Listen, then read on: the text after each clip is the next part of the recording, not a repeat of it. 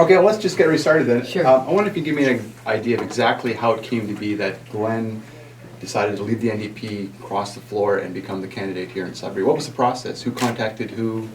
Well, there were some community people who were talking to Glenn, so we didn't have any inkling that he was interested in running for us until there had already been some discussions locally, who were not necessarily part of the Liberal Party, but they were people who knew Glenn and knew what his value system was, and knew that there was a fit between him and our party. And so then, because it's a by-election, there's a process called electoral urgency. So it shortens the process. Mm-hmm. And so, you know, it's been a real whirlwind for the last few weeks. Now, the local riding association was clearly very hurt to be sort of bypassed in the process. I wonder why you decided to go that route, to contact someone who wasn't on the executive to sort of act as your liaison. Well, actually, it wasn't that we contacted someone. It was that that they came to us, and that's how the process unfolded. But let me just say, one of the reasons I'm here today is that I had the opportunity to meet with the local riding association. We had a good conversation, and you know, I know that there will be a transition. They have said that at least some of them will leave the executive once we go through the by-election. But what's wonderful is that they are going to work with us. They are going to support Glenn. And you know, that's very important, because at the end of all of this, what's important is that we have a solid representative for Sudbury, and Glenn is, I just know that he is that person. Andrew Olivier was obviously very hurt by this decision as well, and he felt like the party was trying to buy him off.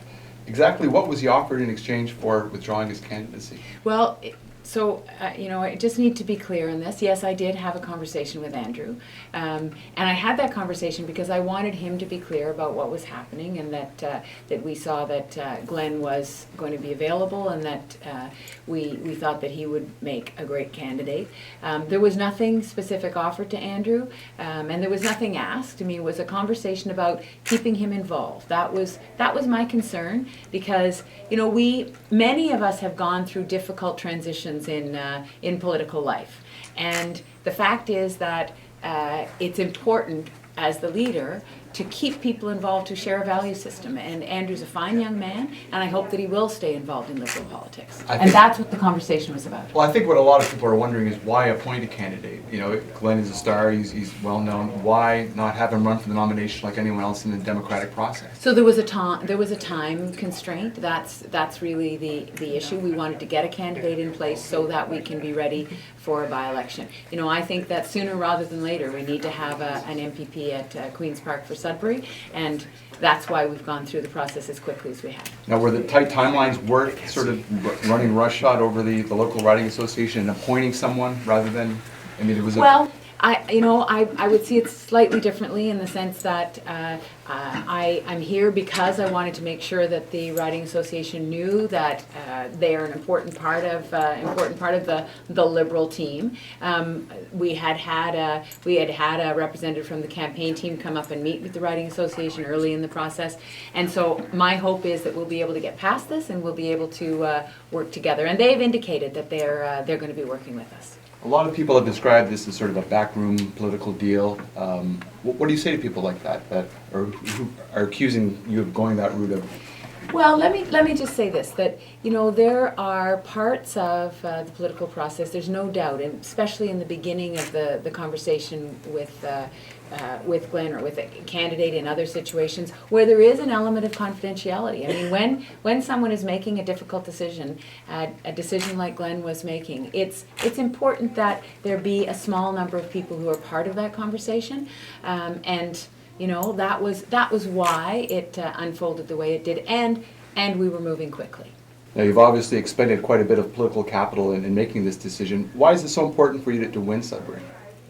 Well, Sudbury has had a very strong voice at Queen's Park for many years. Rick Bartolucci was a terrific member. He was a colleague of mine, and I look forward to having Glenn as a colleague who can sit at the table and can give that perspective from the Sudbury region. It's a very important part of the province. Now, you mentioned you're looking forward to having Glenn at the table.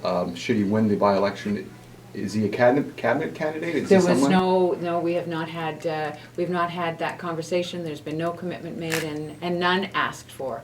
You know, when I say the table, I'm talking about the caucus table, and I really want to have Glenn there.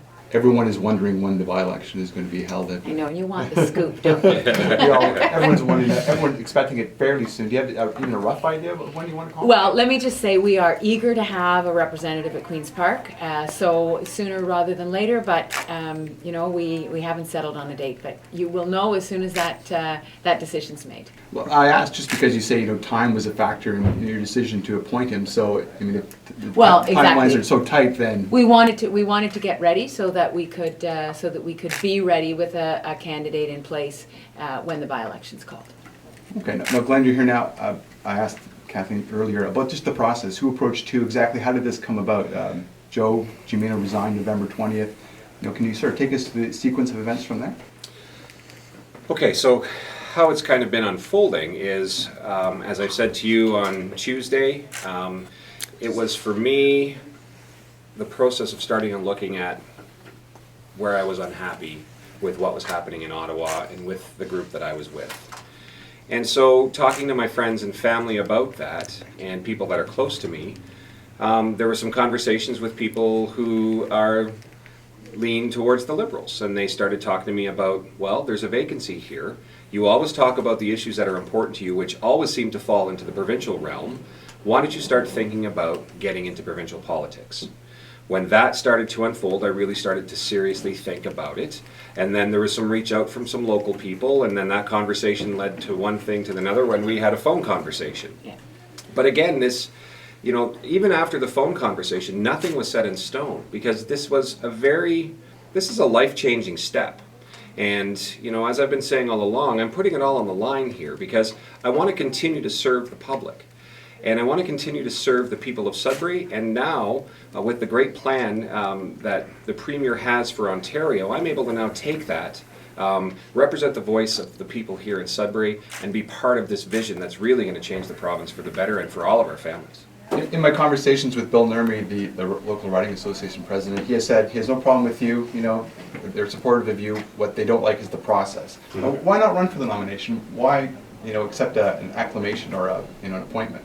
Well, from what the Premier has said earlier, and, you know, I don't even know when the date's going to be, but the process is, you know, I keep hopefully driving going anytime soon. You know what, the process, from my understanding, is to be very quick. And, you know, from switching from where I was coming from to where we are now going, I need to be able to be boots on the ground, ready to go, to get the trust of the people again, to ensure that they're going to vote for me and send me to Queen's Park. I don't take any of this for granted.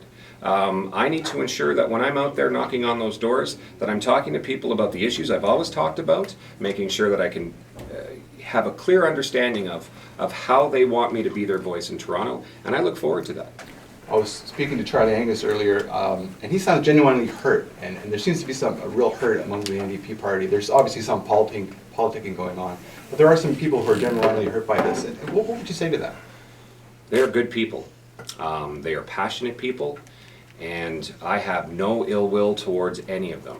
And I understand where they're coming from. I don't begrudge them the opportunity to say what they need to say, and sometimes when you're hurt, you say things that might not necessarily be who you are.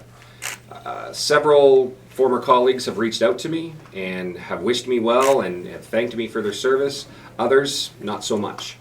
But you know what? It's Charlie's a dedicated individual, and you know, I wish him well.